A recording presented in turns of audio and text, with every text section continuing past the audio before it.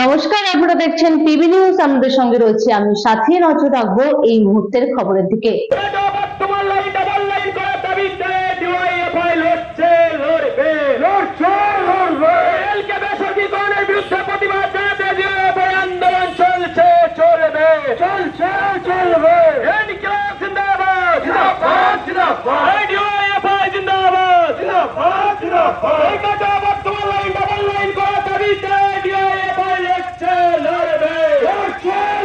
পূর্ব বর্ধমান জেলা ডিওয়াইএফআই এর নেতৃত্বে বর্ধমান কাটোয়া ট্রেন সংখ্যা বাড়ানোর দাবিতে এবং রেলের স্বচ্ছ নিয়োগের দাবিতে বিক্ষোভ কর্মসূচি পালন করা হলো। এই বিক্ষোভ কর্মসূচিতে প্রধান বক্তা হিসেবে উপস্থিত ছিলেন ডিওয়াইএফআই এর রাজ্য সম্পাদিকা মীনাক্ষী মুখার্জি এবং ধ্রুবজ্যোতি সাহা।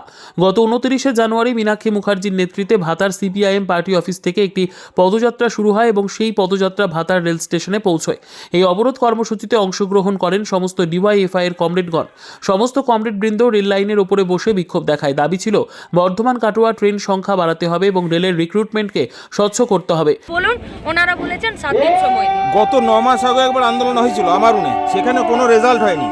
এক্ষেত্রে যদি কোনো রেজাল্ট না হয়, ওনারা যদি কথা খেলাপি করেন, তাহলে কি করবেন? ডিওয়াইএফআই লড়াই তো ধারাবাহিক। কালকে এই লাইনে ডবল লাইন হয়ে যাবে, ট্রেন চলাচল শুরু হবে, তারপরে কি আমাদের দাবি সব শেষ হয়ে যাবে? তখন আরো নতুন দাবি হবে।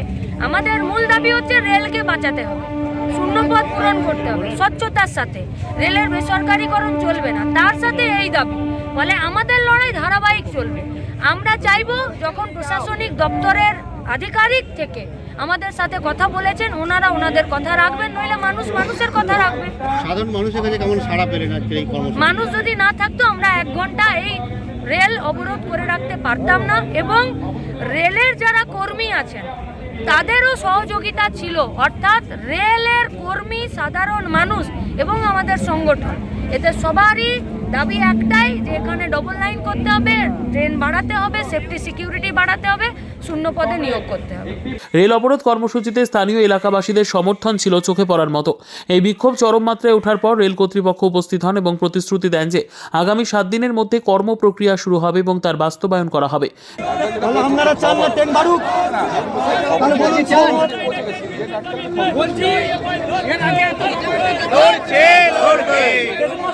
মীনাক্ষী মুখার্জি বলেন, আন্দোলন উঠে যাচ্ছে না, ডিওয়াইএফআই আন্দোলনের সঙ্গে থাকে এবং থাকবে। দিনের জন্য স্থগিত রাখছি। এর মাঝখানে ওনারা যা নাম্বার দিয়েছেন সেটাতেও পাঠাবো। আমাদেরও যে যে প্রশাসনিক দপ্তরে আমাদের কাগজপত্র দেবার আমরা দেব। ভাতার এবং তার সাথে গোটা বর্ধমানের গরিব মেহনতি মানুষ, ছাত্র যুবদের কাছে ডিওয়াইএফআই পূর্ব বর্ধমান জেলার সাথে, জেলা কমিটির সাথে রাজ্য কমিটির আমাদের যা বোঝাপড়া, যে এই লড়াই আমরা এখনই শেষ করে দিচ্ছি না যতদিন না পর্যন্ত আপনাদের দাবি পূরণ হবে।